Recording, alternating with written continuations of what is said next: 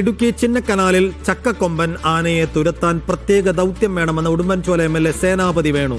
Arikomban ആനയെപ്പോലെ ration കടകൾ ആക്രമിക്കുകയാണ് ചക്കക്കൊമ്പനും. വിഷയം വനമന്ത്രിയുടെ ശ്രദ്ധയിൽപ്പെടുത്തുമെന്നും സേനാപതി വേണു.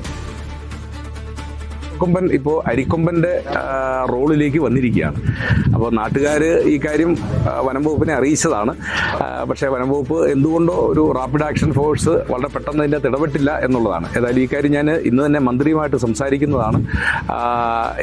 ഇപ്പോൾ ഇതിങ്ങനെ തുടരുകയാണെങ്കിൽ റേഷൻ കടകൾക്ക് പ്രൊട്ടക്ഷൻ കൊടുക്കണം എന്നത് മാത്രമല്ല, അരിക്കൊമ്പനെ മാറ്റിയതുപോലെ ചക്കക്കൊമ്പനെയും ട്രാൻസ്ലൊക്കേറ്റ് ചെയ്യേണ്ട ഒരു ഘട്ടത്തിലേക്ക് വരുന്നു എന്നുള്ളതാണ്. കാരണം ജനവാസ കേന്ദ്രങ്ങളിലാണ് റേഷൻ കടകൾ. മുമ്പ് ചക്കക്കൊമ്പൻ ചക്കയായിരുന്നു പ്രധാനമായിട്ടും, പ്ലാവുകളും ചക്കകളും. ഏതായാലും റേഷൻ കട ഒരെണ്ണം തകർത്തു. സ്വാഭാവികമായും ഇനി ഈ അരിയുടെ രുചി പറ്റിയ ഈ ആന കൂടുതലായിട്ട് റേഷൻ കടകൾ തേടിയെത്താനുള്ള സാധ്യതയുണ്ടാകും.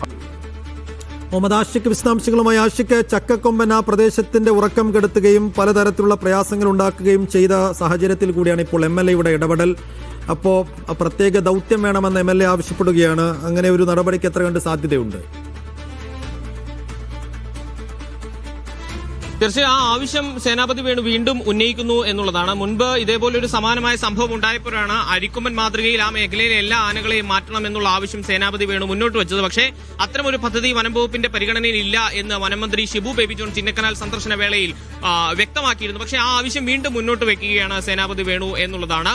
അരിക്കൊമ്പന്റെ സ്ഥാനത്തേക്ക് ചിന്നക്കനാലിൽ ചക്കക്കൊമ്പൻ എത്തിയിരിക്കുന്നു എന്നുള്ളതാണ് സേനാപതി വേണു ചൂണ്ടിക്കാണിക്കുന്നത്. ഒരു അർത്ഥത്തിൽ ശരിയുമാണ്. കാരണം അരിക്കൊമ്പനായിരുന്നു മുൻപ് റേഷൻ കടകളിലേക്ക് നിരന്തരം എത്തുകയും അവിടുത്തെ ഭക്ഷണ സാമഗ്രികൾ നശിപ്പിക്കുകയും റേഷൻ കട തകർക്കുകയും ചെയ്യുന്നത്. അരി വീണ്ടും വീണ്ടും കഴിക്കുവാൻ വേണ്ടി എത്തുന്നതുകൊണ്ടാണ് അരിക്കൊമ്പൻ എന്ന പേര് തന്നെ ഉണ്ടായത്. പക്ഷേ അരിക്കൊമ്പന്റെ സ്ഥാനത്തേക്ക് ഇപ്പോൾ ചക്കക്കൊമ്പൻ എത്തുന്നതാണ് കാണാൻ കഴിയുന്നത്. ചാന്തൻപാറയിലെ റേഷൻ കടയ്ക്ക് ഇത് ഇന്നലെ ഉണ്ടായത് ഏതാണ്ട് 12ാമത്തെ ആക്രമണമാണ് എന്നാണ് നാട്ടുകാർ പറയുന്നത്.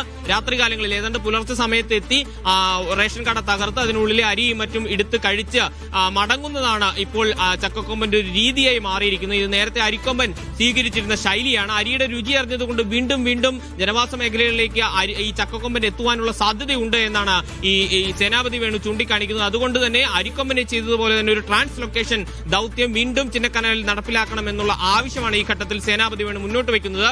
ഈ വിഷയം അടക്കം വനംവകുപ്പിന്റെയും വനംവകുപ്പ് മന്ത്രിയുടെയും ശ്രദ്ധയിൽപ്പെടുത്തും എന്നും അദ്ദേഹം പറയുന്നുണ്ട്. അപ്പോൾ വീണ്ടും ഒരു വലിയ ദൗത്യം, ആനയെ നീക്കുന്ന വലിയ ദൗത്യം ചിന്നക്കനാലിൽ ഉണ്ടാകുമോ എന്നുള്ളതാണ് നാട്ടുകാരും ഉറ്റുനോക്കുന്നത്.